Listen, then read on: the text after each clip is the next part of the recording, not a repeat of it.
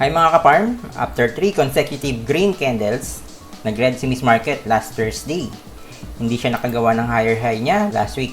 Pero gumaganda pa din naman ang outlook natin sa ating index. Check na natin ang ating top 5 picks para bukas. Tara guys, mag-chart na tayo. This is Farm Boss and welcome to my YouTube channel.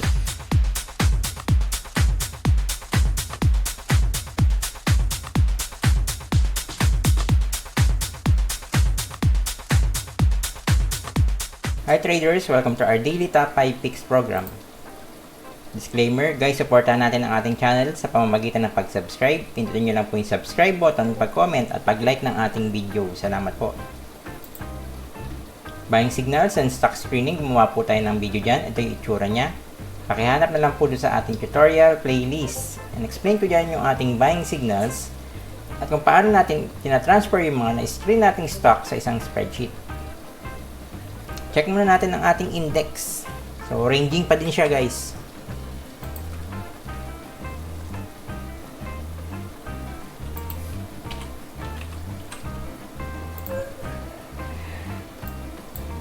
So, makikita nyo siya dito.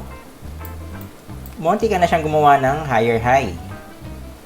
Kaso, kung sisipatin natin maigi to, ang high niya dito is 6675. Itong isa, so 6653. So mas mababa siya doon. So lower high pa din siya. Kasi itong high niya dito 6651. So mababa pa din siya dito. Nag-fail siyang gumawa ng higher high niya, pero itong higher lows niya mukhang gumagana naman. So ito yung low niya, tapos ito yung higher low. And then tingnan natin kung gagawa uli siya ng higher low niya dito, susunod na candle dito, or this week kung gagawa siya uli.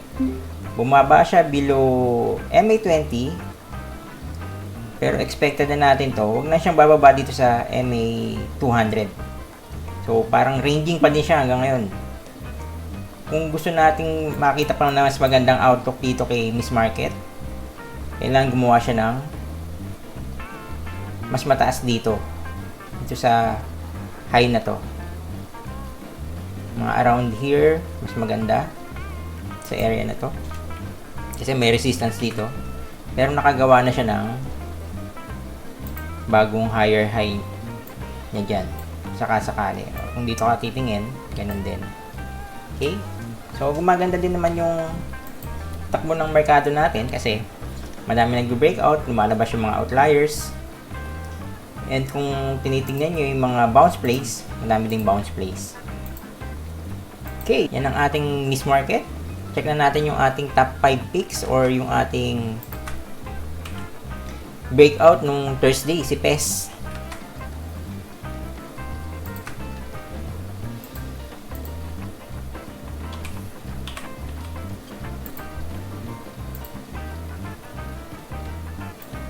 So, ito yung plan natin kay PES. Nag-breakout na siya doon.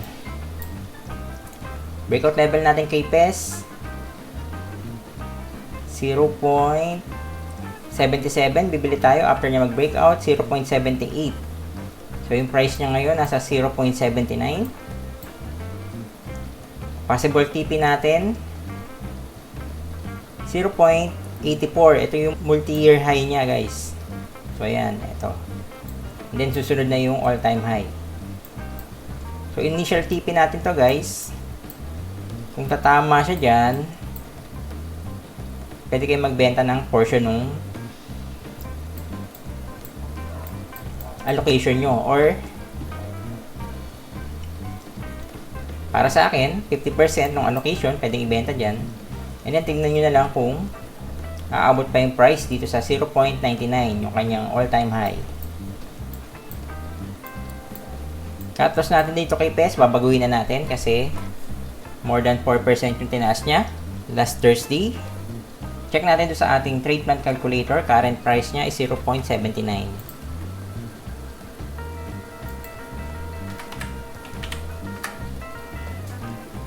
So, ang cut loss natin dito, 0.76. Tumaas na ng konti dito sa dati nating cut loss.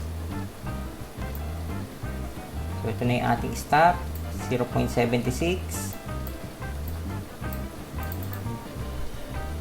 So, ano na to? Stop na tawag natin, hindi na cut loss.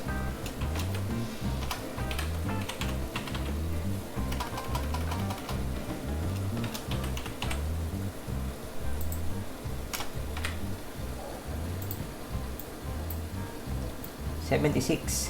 So, dito sa taas ng unang big box natin. Okay, yan si PES. Tingnan natin kung may continuation pa sa Monday or bukas. Volume niya nung Thursday, above average. RSI niya, nasa parabolic level na. Tingnan natin si PES bukas. Kung gusto niyo pang pumasok kay PES, tingin ko, hintayin niyo mag-breakout sa 0.84. Or, hintayin niyo bumalik, mag-retest dito sa kanyang breakout level. Okay? Check na natin yung top 5 picks natin para bukas. April 12, Monday. CDC, GMA7, DELM, DMC, tsaka si UPM. Check natin si CDC.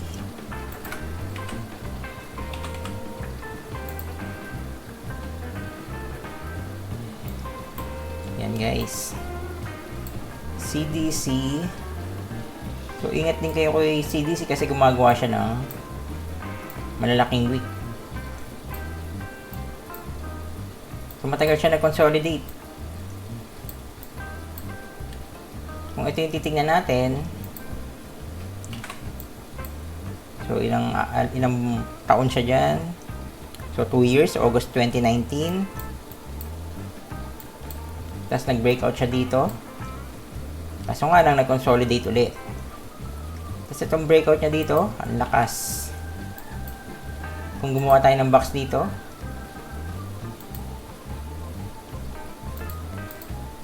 so, ayan, yan yung breakout niya. Kaso, hindi natin tinitingnan yung mga ganito kasi RSI niya banda dito. Bago siya mag-breakout, nasa ilalim na ilalim, guys. Medyo mataas gumalaw si CDC. 47. So, nag-breakout siya. Halos mag-break na siya dun sa 70. Magandang kuha nyo dito sa week na to.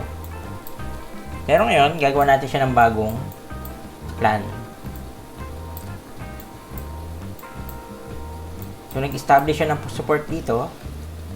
Pero ito yung ating resistance, itong body na to. Gawa natin ng box.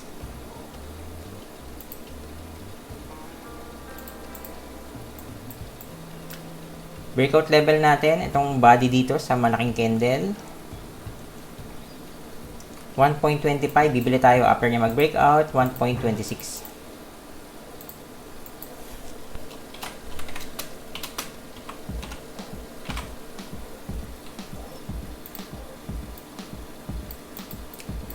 Possible TP natin, kuhain natin itong taas ng candle na to. Tingnan natin kung saan level yan, guys. Meron siyang level dyan historically. So, malayo pa yung ating mga all-time high dito kay CDC.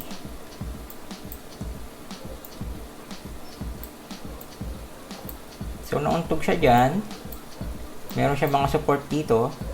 Itong, kung titingin ka ng box dito, meron siya mga support dito. And then, dito din pala, guys, mga body naman. Mukhang legit yung resistance na yan. Itong candle din na to. So, yan muna ang ating possible TP or yung initial TP natin. Possible gain, 7%. Possible TP natin, 1.35.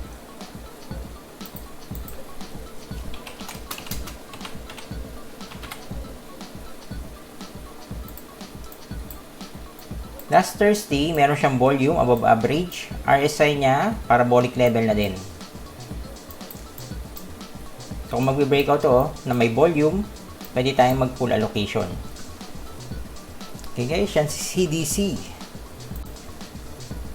Next natin, GMA7. So, ito bumalik lang.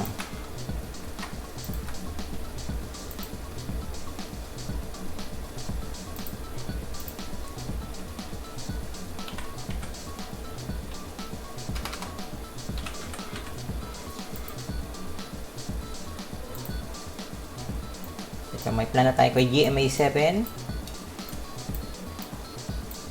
Check lang natin kung illiquid pa din to sa GMA7 ha. Kung madami naman nagtitrade, so okay pa naman to. So breakout level natin kay GMA7, 8.96. Bibili tayo after niya mag-breakout, 8.97. Possible TP natin kay GMA7. Saan natin kinuha yan? So naganap tayo ng resistance dito sa kaliwa. Kung may back siya dito, ayan yung support niya. So, resistance natin yan dito sa right side naman natin. Possible TP, 9.61. Possible gain, 7.13%. Cut loss natin, 8.69. So, 4% cut loss natin yan kay GMA7. Volume niya nung Friday,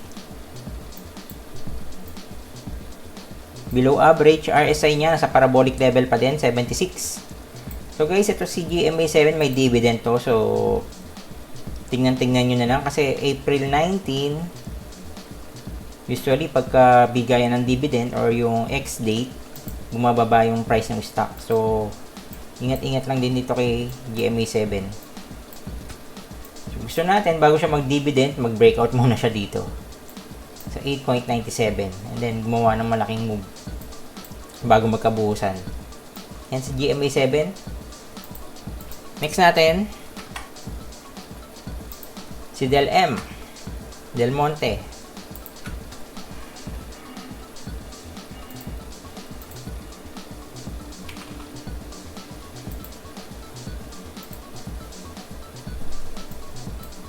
Del M, plan natin dito dati. Swing trade sa small box. Breakout natin siya kinuha.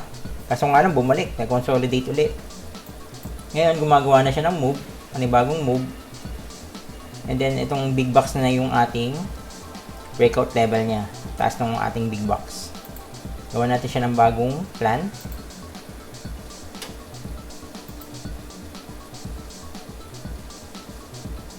So, okay din to guys, yung ganitong galaw. Ito yung box mo, ito yung start ng consolidation niya. January 26. So, ilang months na din niya nagko-consolidate. So, gusto natin yung ganyang galaw.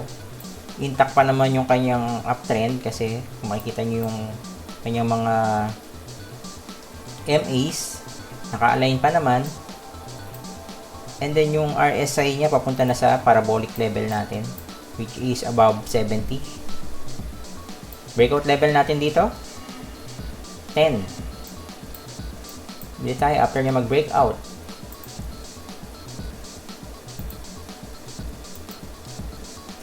Point.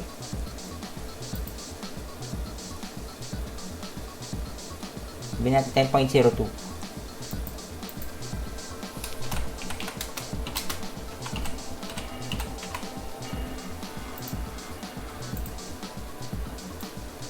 Possible TP natin dito kay Del M.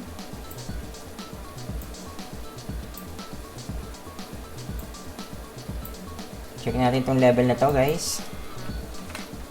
So ito dito siya kinuha, and then here, and then support siya dito ng mga candles dito.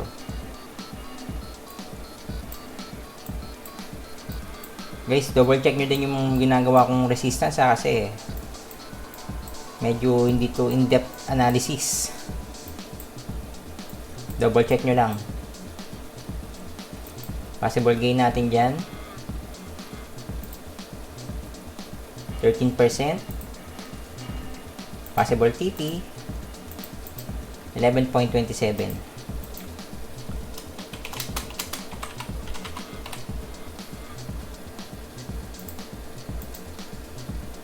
Cut loss natin kay Del M. Check natin sa ating trade plan calculator. Bili natin 10.02. Del M.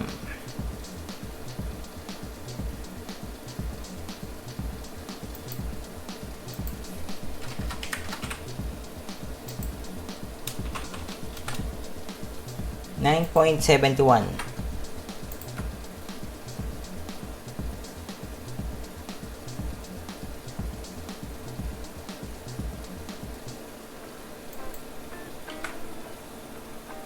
4% cut loss natin.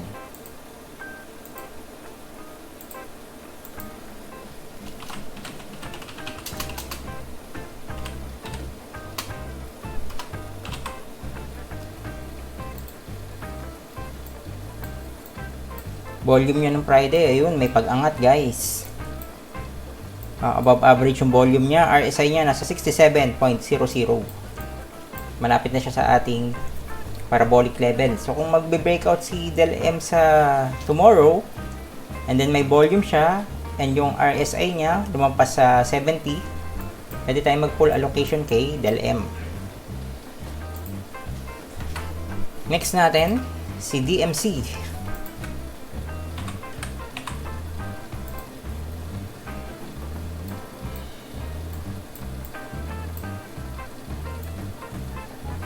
DMC, monti ka nang mag-breakout nung actually nag-breakout siya kasi bumalik siya dun sa breakout level niya. Kung gagawin natin breakout dito guys, itong area na to, mukhang legit naman siya kasi makikita nyo siya dito, siya yung resistance dito sa area na to, and then support din siya dito, yung dalawang candle na yan. So yan ang ating breakout level. Gawa natin ang box. Hanggang dito lang yung box natin guys. Week to week. So, yung box natin guys, hindi kasama to. Itong candle na to. Dito lang. Itong ating breakout level dito kay DMC. Yung high nitong candle na to. 5.80. Bili tayo after niya mag-breakout, 5.81.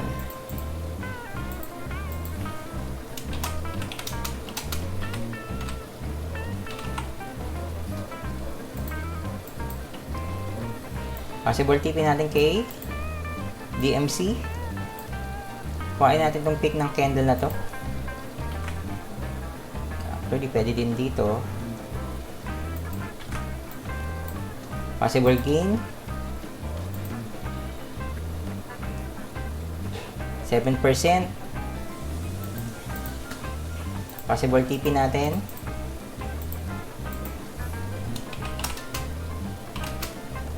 $6.24. Guys, ito initial TP lang to meron kayong choices pag ganito. Kasi itong major resistance to, kung mag-break niya, pwede kayong magdagdag. Pero kung magkakabuhusan dyan or magkakabentahan dyan, pwede kayong mag-TP ng konti, and then tignan nyo kung magko-consolidate siya. Pagka-breakout dito, pwede kayo uling magdagdag. Kung mauntog dyan, pwede pa din kayong gumawa ng ibang plan. For example, ito. Kunyari, nauntog dito sa TP natin. Benta kayo dito. Portion ng allocation nyo. And then, kung bumaba pa dito siya sa area na yan, kasi meron ditong Darvas box din, bumaba siya dyan, pwede kayong magbenta na yung full allocation nyo. Kasi parang invalidated na yung galaw niya. Gusto natin, kunyari mauntog siya dito sa taas, gusto natin mag-consolidate lang siya dyan sa area na yan, and then mag-break out. So, importante meron kayong plano. Itong ginagawa natin, sample plan lang to.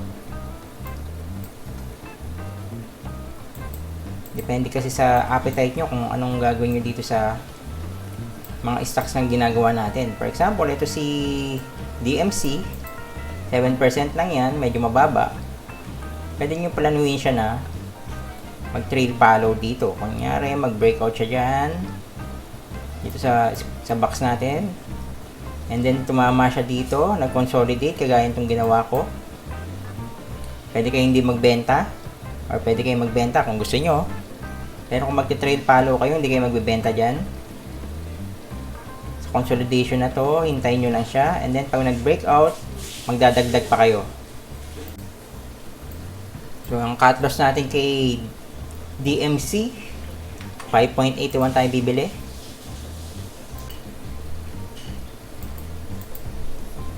DMC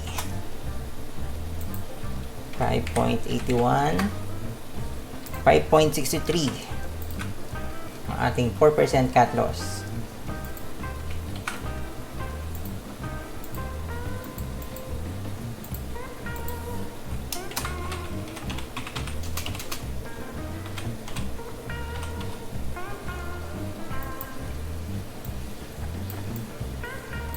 Volume DMC nung Thursday, above average.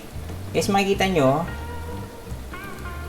si DMC, ano siya, red candle. Pero, yung kanyang price, steady lang. Wala siyang gain, wala siyang loss. So, same lang siya nung Wednesday. Kaya nasa top 5 picks pa din natin siya.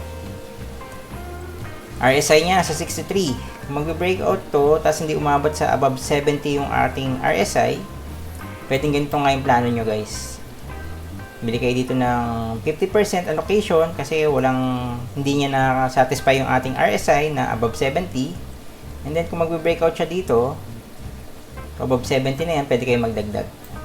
Above 70 yung RSI. Yan si DMC. And yung last natin, si UPM. So guys, ito yung ating box kay UPM.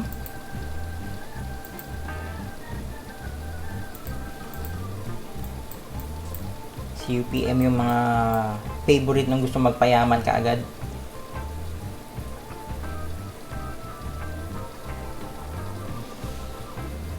Tingnan natin guys ha. Ito 100.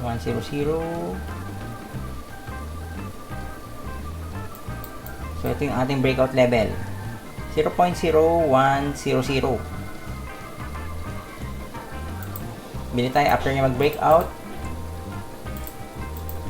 0110. So guys, ito yun. Ayan, ang 010110.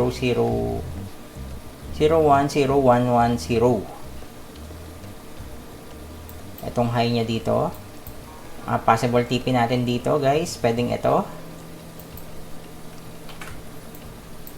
Possible gain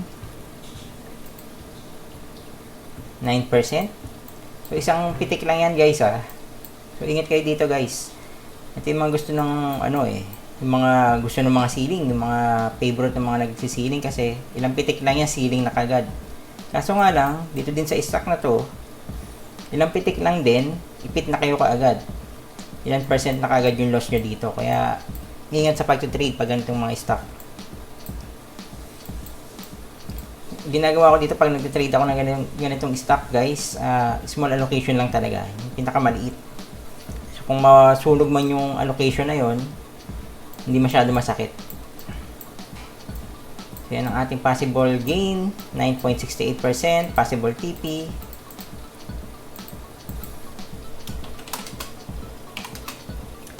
$0.0120. Tingnan nga natin si UPM. Malapit na ba siya sa kanyang all-time high? Hindi pa. Okay.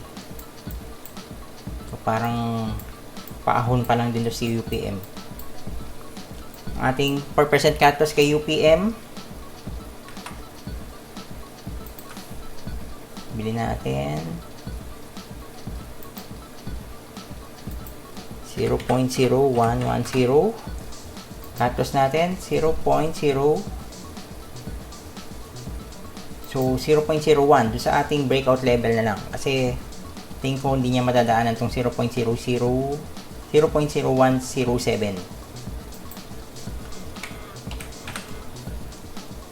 By 0.1 na yata yung 0.001 na yung kanyang increment.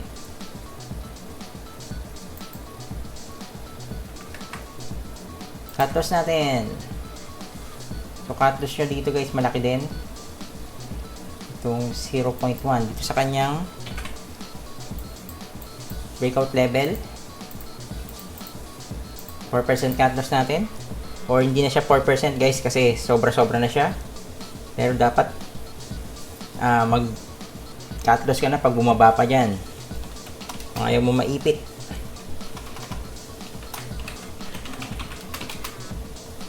$0.0100.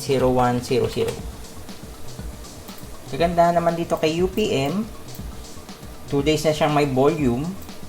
RSI niya nasa 63. So, small allocation lang dito guys. Hindi pa nagpaparabolic din yung ating RSI. Ayan si UPM. At yan yung ating top 5 picks para bukas Monday, April 12. Doon na tayo sa ating FYIO stocks. For your eyes only stocks. Si Ever, LRW, tsaka si Dabin. Ever.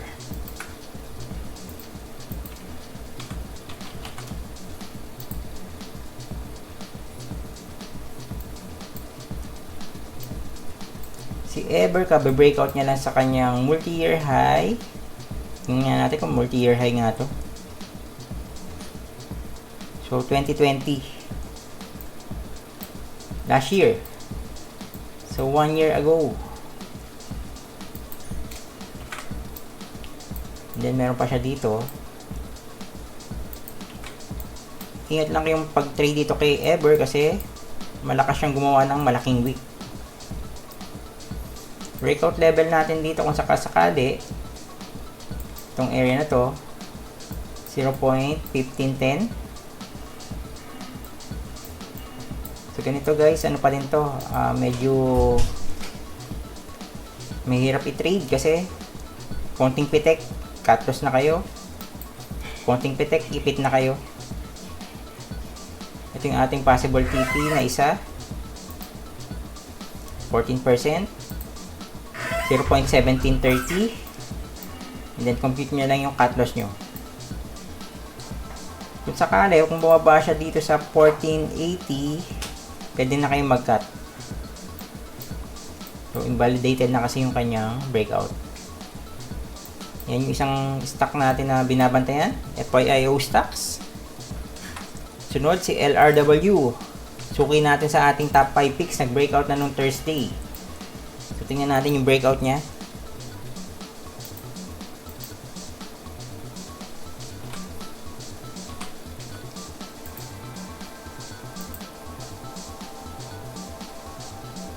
Yun, tagal sa top 5 picks natin to guys. Kasi kagandahan naman kasi dito kay LRW. Pag angat niya dito sa DB50 natin, nag-consolidate siya ng konti and then nag-breakout. So, ang binabantayan natin ngayon dito, check pala muna natin kung paano itong nag-breakout guys sa ating plan. Breakout level natin dito, 2.18. Bibili tayo after niya mag-breakout, 2.19. Possible TP natin, yung taas ng big box, 2.49. Cut loss natin, 2.12. Kung nakabili ka dito, baguhin mo na yung cut loss mo. Kasi medyo mataas yung ginalaw nito ni LRW last Thursday. Hindi ka pa nakapasok, ang magiging entry mo dito, breakout dito sa big box. So, ito. 2.49. Pwede kayo magpasok dyan. Possible TP nyo dito. Itong taas nung week na to. Ilang percent pa yan. Pwede nyong gain. 19% pa guys. Pero ingat-ingat na lang din kasi mataas na yung ginalaw niya. Gandahan naman dito, may volume siya nung Thursday. RSI niya nasa 64. So, pwede pa dito guys. Kasi kung mag-breakout siya dito sa taas nung big box natin, mag-above 70 yung RSI niya. Especially kung may volume to, mas maganda. So, yun yung magiging plan nyo. So, yung ating sa mga FYIO stocks, si LRW. Next natin, si Dabin. Si Dabin naman, nag-breakout siya nung Thursday. Dun sa mini box natin. Ayun, kaso nga lang, ginawa niya na yata support yung mini box natin eh. Ito yung mini box natin. Breakout siya dito sa ating MA20. And then, nag-breakout siya dito sa ating mini box. Parang reversal na ginagawa ni Dabin. Nag-support siya dun sa taas ng mini box natin. Ito yung possible TP. Kung gusto mo bumili sa support, pwede dyan. Possible TP natin. Nasa 14% pa. So yan ang mga binabantayan natin. FYIO stocks, for your eyes only stocks natin. And then yung ating questions and requests. Merong isang question sa YouTube channel na SLI, and then dun sa kanyang disclosure. Tingnan natin siya, guys. Hindi ko na makita yung question dun sa YouTube channel natin kaya baka binura na. Pero silipin na din natin yung SLI.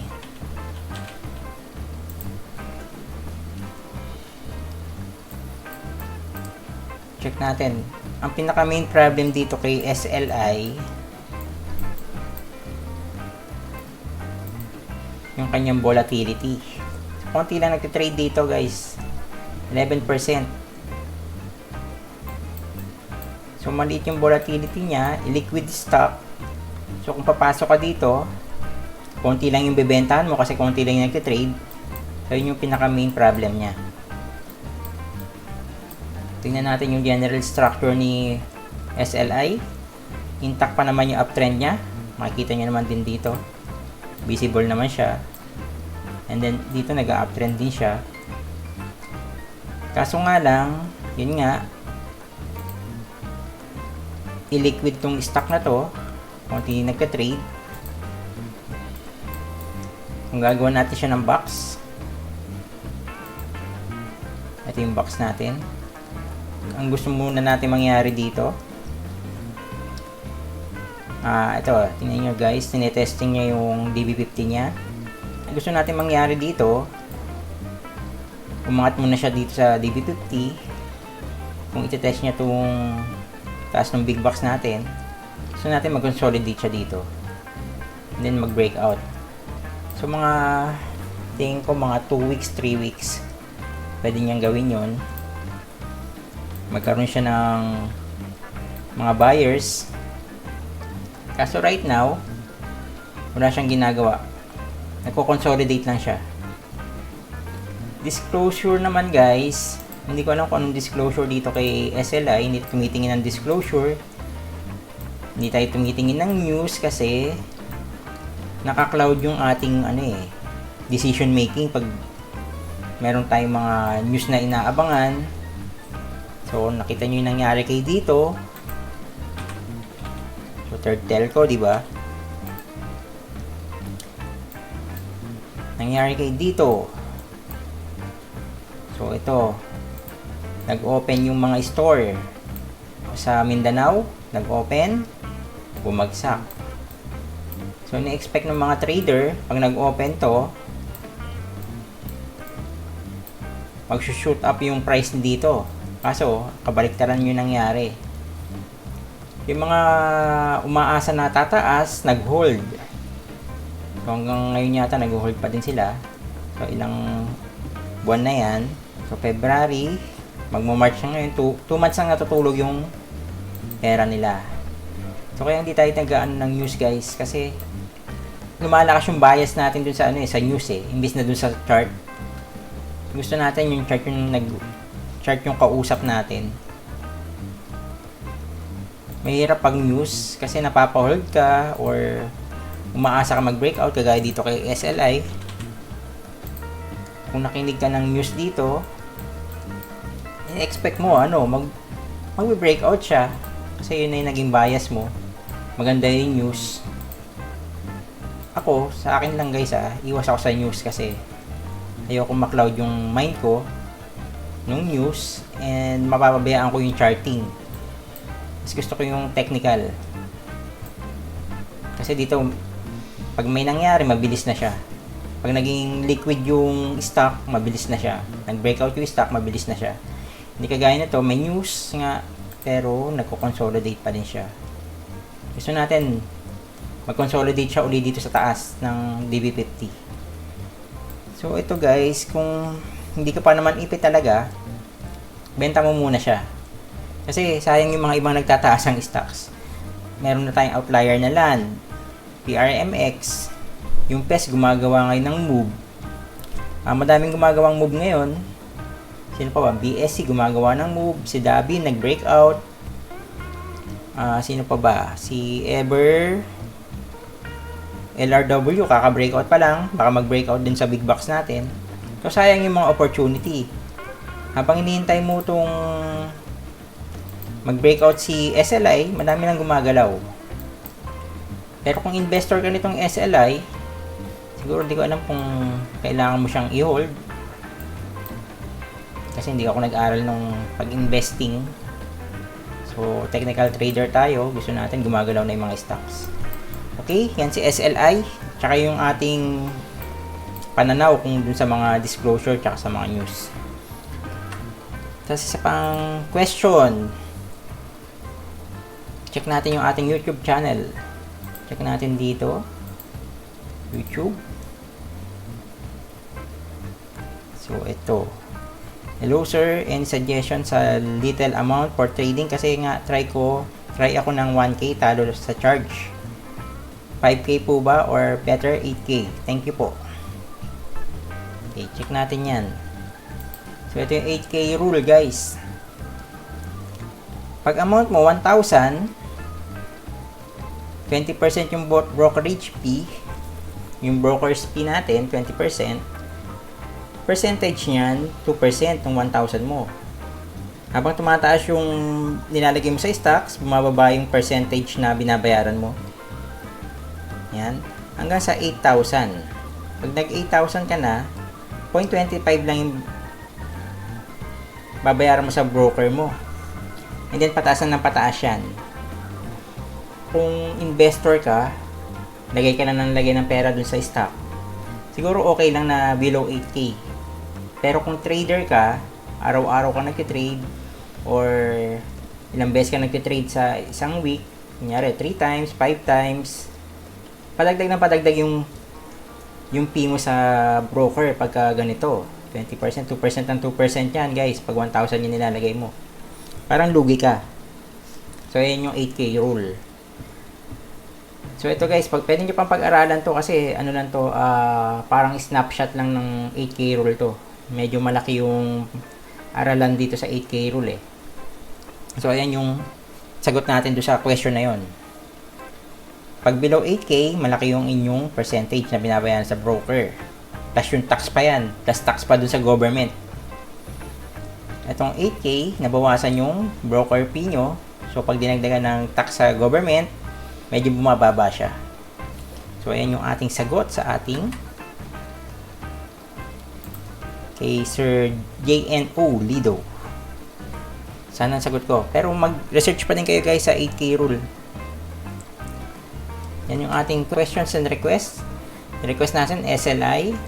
So, suggestion ko dyan guys. Kung ayaw nyo maghintay ng matagal kasi illiquid pa din yung stock, pwedeng alis muna kayo guys. Pwede naman kayo bumili uli. Pagka may galaw na to, pwedeng bumili uli kayo. Kunyari, nag-breakout na dito sa DB50. Pwedeng bumili uli. In anticipation dun sa breakout sa DB dito sa ating big box. And then, hintayin nyo magkaroon ng trades. Kasi tingnan nyo, mababa yung volume. Kaya yung isang criteria natin sa breakout guys, yung volume eh. Gusto natin may volume na kagad yung stock. Saka tingnan nyo din yung DNA ng stock. Pitik niya dito. Lakayan natin guys para makita natin. Pag gumawa siya ng big move, kinabukasan, tapos sa mga susunod na araw, mataas yung dive niya. Tingin ko dito kasi, may mga ipit pa dito. Dito sa distribution na to. So, di ba meron tayong market cycle. Nag-market cycle siya dito. Ito na yung markup. Ito yung distribution. Siguro may mga bumibili pa dito. Kasi kala nila dire-diretso yung pagtaas. Bumagsak siya dito. So, itong mga nandito, naipit naman sila. So, tingin ko ayan yung mga yung bibenta dito. Nakawala sila ngayon dyan. Pag ganyan, pag umangat ulit ito, mukhang wala na magbibenta, babantayan nyo na lang yung mga nag-invest dito. Baka mag-take profit din sila. tingnan natin guys. So, ayan, tinitingnan natin. Itong galaw niya, mag-breakout siya dito sa DB50 and then mag-consolidate and then mag-breakout. Baka magtuloy-tuloy siya. Okay, SLI. Doon na tayo sa ating quote. I've grown most not from victories but setbacks. If winning is God's reward, then losing is how He teaches us, sabi ni Serena Williams. So guys, itong mga losing trades natin, itong mga mistakes natin sa trades, huwag natin silang pabayaang maging talagang loss kasi pwedeng itong mga losing trades natin tsaka mga mistakes natin, madami tayong matututunan dyan.